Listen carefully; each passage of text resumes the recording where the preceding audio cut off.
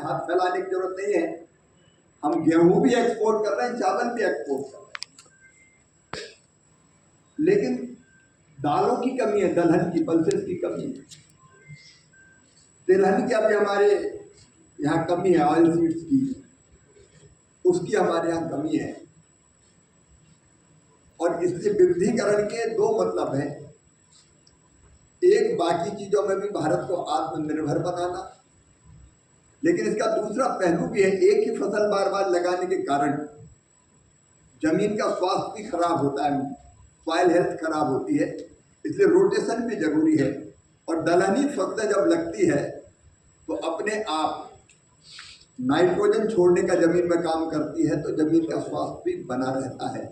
तो एक है डाइवर्सिफिकेशन, विविधीकरण, और उसमें अनाज की खेती के साथ साथ अनाज में दलहन भी आए, तिलहन भी आए, फल भी आए, सब्जियां भी आए। तो उस दिशा में प्रयत्न करना विविधीकरण का। और उसके साथ साथ एक खतरा और हमारे सामने आज है, वो है असंतुलित और अत्यधिक उर्वरकों के कारण, फर्टिलाइजर के कारण सॉइल हेल्थ भी तेजी से खराब हो रहा है। और कई बार माटी में कौन से तत्व है ये जाने बिना जब बहुत खाद डलता है तो लागत भी बढ़ती है, और लागत बढ़ने के साथ साथ मिट्टी का और मनुष्य का दोनों का स्वास्थ्य भी खराब होता है। तो ये हमारे उद्देश्य है, और इसी को ध्यान में रखते हुए कई चीजों पर आज हमने चर्चा की। एक, हमने चर्चा की है इंटीग्रेटेड फार्मिंग पर। हम वैसे तो पूरे देश में ही हैं, क्योंकि भारत में कोई ऑस्ट्रेलिया की तरह या ब्राजील की तरह या अमेरिका की तरह ऐसा नहीं है कि 10,000 और 20,000 एकड़ के फार्म हाउस हो। हमारे पास तो 2 एकड़, 3 एकड़, 4 एकड़ छोटा किसान है। लैंड होल्डिंग कम है, तो कम लैंड होल्डिंग में कैसे वो ज्यादा उत्पादन करे, उसकी आजीविका कैसे चले। इसलिए प्रधानमंत्री जी के मार्गदर्शन में हमने इंटीग्रेटेड फार्मिंग के कई मॉडल बनाए हैं। इंटीग्रेटेड फार्मिंग का मतलब है वो अनाज भी लगाए, लेकिन छोटा ही खेत हो तो फल भी कुछ लगाए, सब्जी भी लगाए। जिनकी रुचि है वो पशुपालन करें, मछली पालन भी करें, मधुमक्खी पालन भी करें, वो एग्रो फॉरेस्ट्री की तरफ भी जा सकते हैं, मतलब पेड़ों की खेती भी कर सकते हैं। उसके अलग अलग मॉडल हमने तैयार किए। आज विस्तार से चर्चा की कि हम पूर्वी भारत के राज्यों में इंटीग्रेटेड फार्मिंग को कैसे पॉपुलर करें ताकि किसान की आय ज्यादा बढ़ सके। एक और हमने अंतर देखा, ऋण का जो प्रवाह है, लोन जो किसान लेते हैं वो इन राज्यों में, बिहार जैसे राज्यों में भी काफी कम लेते हैं। बिहार में, झारखंड में, थोड़े उड़ीसा में लेते हैं, बंगाल में लेते हैं। लेकिन अगर हमको परंपरागत खेती के अलावा हमको आधुनिक तकनीकी का इस्तेमाल करके इंटीग्रेटेड फार्मिंग हो, बागवानी हो, हॉर्टिकल्चर हो, इसकी खेती करनी है तो पूंजी भी लगेगी। तो इस पर भी हमने आज चर्चा की कि ऋण का प्रवाह इन राज्यों में कैसे बढ़े, क्योंकि राज्य में और राज्य में भी कई जिलों में अंतर है, नाम मात्र का जा रहा है। केसीसी का लोन भी कई बार उतना नहीं जाता जितना जाना चाहिए। तो उस पर भी इंटीग्रेटेड फार्मिंग के यहाँ के मॉडल बना के उस दिशा में हम काम करने का प्रयास करेंगे। हमने एक फैसला और किया है, खेत बचाओ अभियान 1 जून से 15 जून तक पूरे देश में हम इसके लिए चलाएंगे कि खेतों में संतुलित खाद का उपयोग हो। जो आवश्यक है वो जरूर हो, लेकिन उसके लिए एजुकेट करने की कोशिश करना। तो वो अभियान भी चलेगा, लेकिन उसके साथ साथ हम फार्मर आईडी बनाने का अभियान भी। फार्मर आईडी का मतलब है किसानों की एक ऐसी पहचान जिससे उसी आईडी में किसान की पूरी संपत्ति, उसका ब्यौरा, कितनी खेती है, इवन अपलोड कर सकते हैं कौन सी फसल लगाई है। तो वो फार्मर आईडी बनाने का काम हम तेजी से कर रहे हैं। अभी 1,65,00,000 फार्मर आईडी पूरे देश में बनाए जा चुके हैं। कुछ राज्यों में अभी ये काम तेजी से होना है। 2 राज्यों में ये काम शुरू नहीं हुआ है फार्मर आईडी बनने का। उन राज्यों में भी, बंगाल और झारखंड, 2 राज्यों में शुरू नहीं हुआ है। छत्तीसगढ़ में काफ़ी तेजी से चला है, बिहार में भी काम चल रहा, उड़ीसा में भी चल रहा। तो आज तय किया है कि हम हर एक किसान का फार्मर आईडी बनाएंगे। उसका फायदा ये होगा कि अगर उसको किसी भी योजना का लाभ लेना है, अगर उसको लोन लेने जाना है, तो बैंक में किसी कागज की जरूरत नहीं, फार्मर आईडी रखेगा तो पूरा विवरण उस फार्मर आईडी में होगा और 2 मिनट में उसको लोन सेंक्शन हो सकता है। डीबीटी के माध्यम से सीधे उसके खाते में पैसा डालना है, आसानी से डाला जा सकता है। योजनाओं का लाभ उस तक पहुंचाना है। मान लीजिए उसको कितना खाद चाहिए, फार्मर आईडी में जमीन के विवरण है, उस जमीन के हिसाब से उसको खाद दिया जा सकता है। हम लोगों ने सब्सिडी वाला जो खाद है, क्योंकि भारत सरकार 266 रुपये में यूरिया की बोरी देती, 1350 में डीएपी की बोरी देती है, ये बहुत सस्ता है। अब 41,000 करोड़ रुपए की अतिरिक्त बजट इसलिए स्वीकृत किया है भारत सरकार ने ताकि किसान के ऊपर इसका बोझ न बने, लेकिन इसका डाइवर्जन ना हो, इधर उधर के दूसरे कामों में न जाए, उसकी चिंता भी करेंगे। इसलिए फार्मर आईडी के माध्यम से खाद देंगे तो पता चलेगा सीधे किसान के पास वो जा रहा है।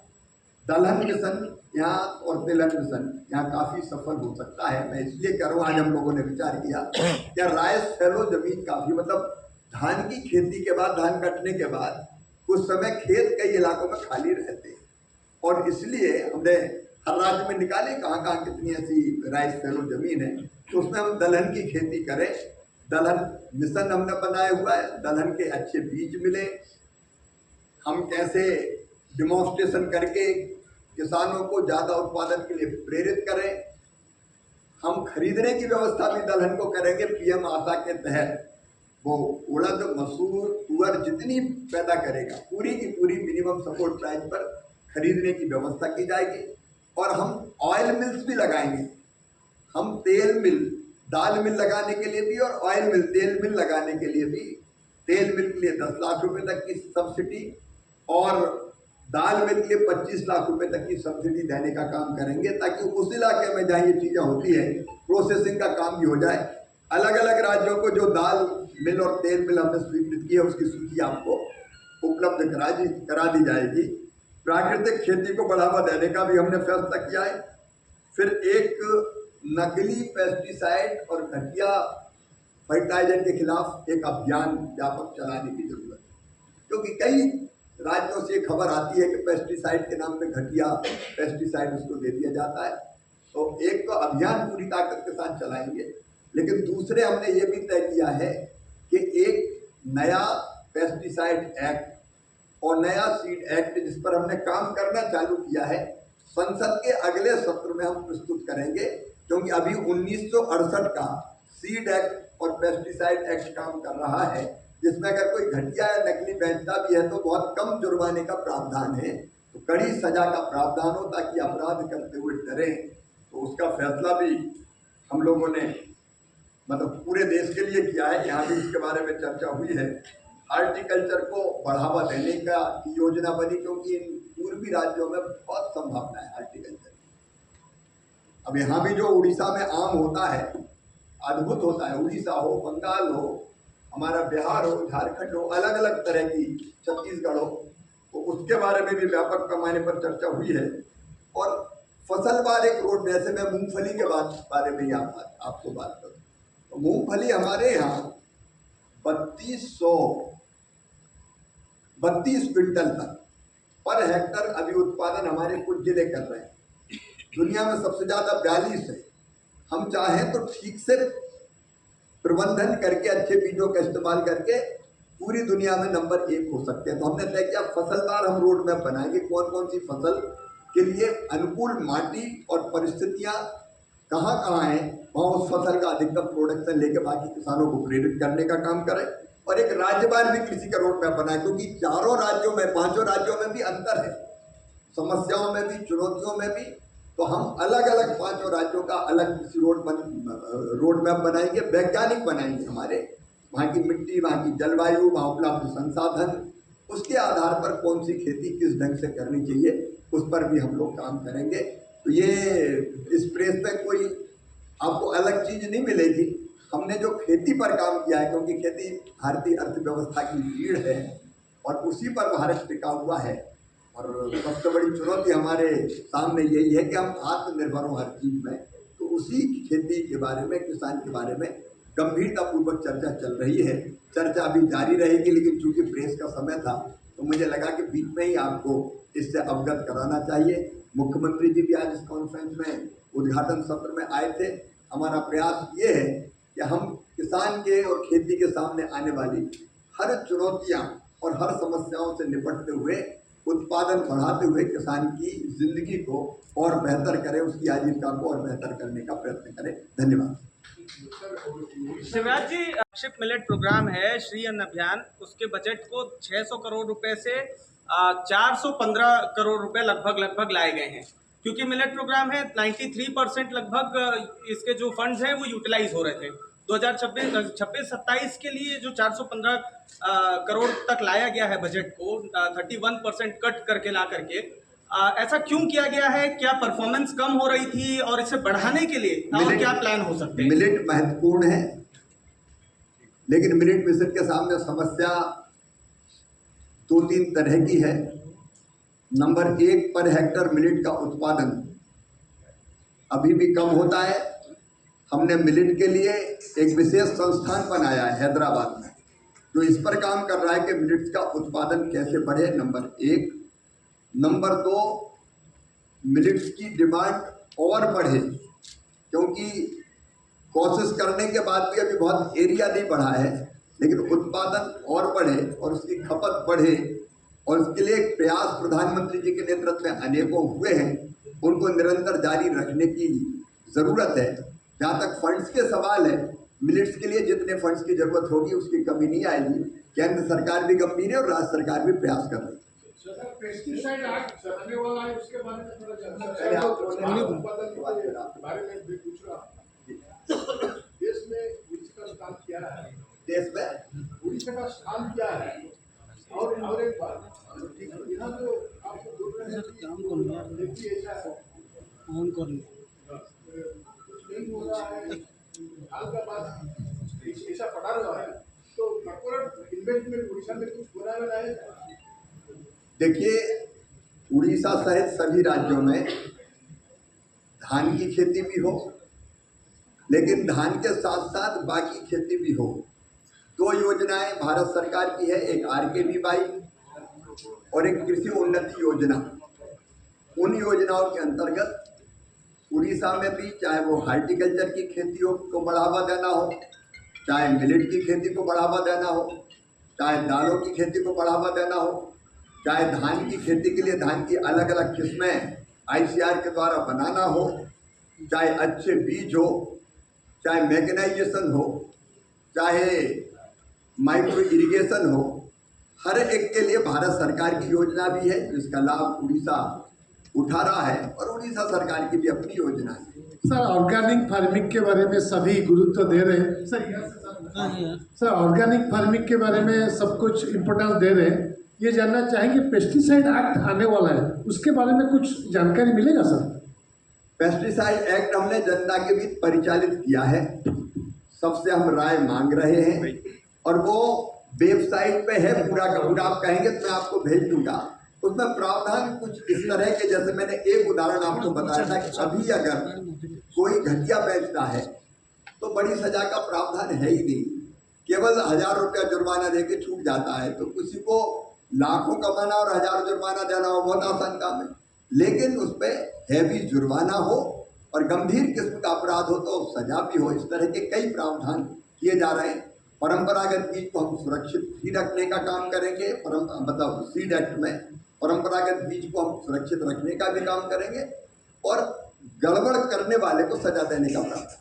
सर एक सबसे अच्छी होता है, सबसे ज्यादा भी होता है, और इसके गवर्नमेंट ऑफ इंडिया और केंद्र सरकार के जितना बेला से उठाना चाहिए उसका हिस्सेदारी क्यों उठाते हैं? मैं मानता हूँ कि धान की जितनी खरीदी उड़ीसा की सरकार ने की है, वो अपने आप में, मुझे जहाँ तक ध्यान है, 76 लाख मीट्रिक टन धान उड़ीसा खरीद चुका है, और इसलिए उड़ीसा को तो इसके लिए बधाई देनी चाहिए, और भारत सरकार भी पूरा साथ देगी। सर ईस्टर्न जोन के लिए जो कॉन्फ्रेंस आज हो रहा है, आप महामान्य है, देश के कृषि मंत्री हैं, लेकिन बात क्या है sir, development in the agriculture sector awareness subject matter, एक गांव को ब्लॉक को लेके एक अवेयरनेस सब्जेक्ट मैटर में उसमें स्किल डेवलपमेंट हुआ, डेवलपमेंट जहाँ जो कुछ आवश्यकता होता है कहीं पे उसी तरह सेंटर हम लोग उड़ीसा में नहीं देखे, नहीं कि कहीं किसी दूसरे राज्य में नहीं देखे। इसी के योजना में कुछ आपका पास कोई प्रारंभिक योजना है क्या? सर, हमने ये कोशिश की है, आज भी मैंने राज्यों को कहा है, भारत सरकार के पास 16,000 कृषि वैज्ञानिक हैं। पिछले साल आपने देखा, हमने विकसित कृषि संकल्प अभियान चलाया था, जिसमें वैज्ञानिकों की टीम गाँव में जाएगी और किसानों को नई रिसर्च से, शोध से, अनुसंधान से, नई जो कृषि की पद्धतियां हैं उससे, बेस्ट प्रैक्टिस है उससे अवगत कराने की कोशिश करेगी। पिछले साल ये अभियान चला था, इस बार हमने राज्यों पे छोड़ा, क्योंकि अलग अलग मौसम के कारण अलग अलग राज्यों में खेती का समय भी, बोनी का, स्विंग का, कटाई का अलग अलग होता है। तो राज्य सरकार के साथ बातचीत करके हमारे कृषि वैज्ञानिक भी जाएंगे, विशेषज्ञ भी जाएंगे, यूनिवर्सिटीज के लोग भी जाएंगे, केवीके के माध्यम से भी बेस्ट प्रैक्टिस उन तक पहुंचाने की हम लोग कोशिश करेंगे, ताकि हर जानकारी किसान तक ठीक ढंग से पहुंच सर, पिछले साल देखिए, पिछले साल ये हुआ है, मैं खुद भी आया था और मैं खुद 3 जगह यहाँ गया था, यहाँ बाकी वैज्ञानिक भी गए थे। पिछले साल देश भर में, अकेले उड़ीसा की बात नहीं कर रहे, इसमें उड़ीसा भी शामिल है, हम लोग 60,000 गाँव में गए थे, 7 लाख गाँव में से, और 5-6 गाँव के लोग, बड़ी संख्या नहीं आती, कोई बड़ी रैली नहीं होती, वो 200 किसान, 150 किसान, 250 किसान, कितने ही लोग इकट्ठे होते हैं और उतनी ज़रूरत है। पिछले साल भी किया और इस साल भी 1 जून से लेकर 15 जून तक तो हम एक अभियान चला रहे हैं, जिसमें भी इस तरह की जानकारी देने की कोशिश करेंगे, और जब राज्य चाहेगा तब उनको अपने वैज्ञानिक उपलब्ध कराएंगे, क्योंकि केंद्र तो राज्यों को सहयोग करता है, आज कोई इधर उधर ना ले जा पाए, लेकिन इधर उधर भी डाइवर्ट होता है, उस पर हम सख्ती करेंगे। और तीसरी बात, जितनी जरूरत है किसान को, फार्मर आईडी के माध्यम से उतना, और किसान को एजुकेट करेंगे हम। खेत बचाओ का मतलब ये है कि भाई, अगर खेत में 1 एकड़ में 2 बोरी यूरिया की जरूरत है तो 2 बोरी ही डालें, अनावश्यक ना डालें। कई बार रामलाल ने डाला तो श्यामलाल भी डाल रहा है, जरूरत उतनी है कि नहीं है, तो वो भी एजुकेट करने का हम लोग प्रयास करेंगे। मना नहीं करेंगे किसी को, लेकिन बताएंगे तो इसमें इतना डालना चाहिए। संकट है, इसमें कोई दो मत नहीं, मैं स्वीकार करता हूँ। प्रधानमंत्री जी ने भी संकट को देखते हुए कई आह्वान देश को किए, जिसमें डीजल पेट्रोल की कम खपत हो, अनावश्यक न खर्च हो, उसकी भी कोशिश। हम खाद लाएंगे, लेकिन अनावश्यक इधर उधर ना जाए, जितना जरूरी किसान के पास जाए उसका भी हम प्रयत्न करें। सुप्रिया जी, कितने कोल्ड स्टोरेज भारत में कुल मिलाकर कितने कोल्ड स्टोरेज हैं और उड़ीसा में कितने हैं, और क्या आने वाले दिनों में कोल्ड स्टोरेज की संख्या बढ़ेगी? क्योंकि अक्सर देखा जाता है कि ज़्यादा प्रोडक्शन होने से। आपका सवाल समझ गया, कोल्ड चेन की जरूरत है, इसमें कोई दो मत नहीं। हमारी 3 योजनाएं हैं कोल्ड स्टोरेज बनाने की, जिसका लाभ राज्य सरकारें ले रही है, उड़ीसा भी ले रहा हूँ। मैं मानता हूँ पूर्वी भारत में भी संख्या कम है, तेजी से बढ़ानी पड़ेगी। एक योजना है MIDH की, जिसके अंतर्गत सब्सिडी देते हैं हम कोल्ड स्टोरेज बनाने के लिए। MIDH के फंड्स भी राज्य में आ रहे हैं, आज भी उस पर विस्तार से यहाँ बातचीत हुई है। दूसरा हमारा एक एग्रीकल्चर इंफ्रा फंड है, पहले 1 लाख करोड़ था, वो बढ़ा के 2 लाख करोड़ का कर दिया गया है। उसमें इंटरेस्ट सब्सिडी जो प्राइवेट सेक्टर के लोग कोल्ड स्टोरेज बनाना चाहते हैं उनको दी जाती है, उसका लाभ कई राज्य उठा रहे हैं, और उसके अंतर्गत हजारों कोल्ड स्टोरेज देश में बने हैं। इस क्षेत्र में भी अधिकतम बने, उसकी हम कोशिश करेंगे। किसान संपदा जैसी योजना है, जिसके अंतर्गत भी कोल्ड स्टोरेज बनाए जा सकते हैं, तो आवश्यकता निश्चित तौर पर है और उस दिशा में प्रयत्न जारी है।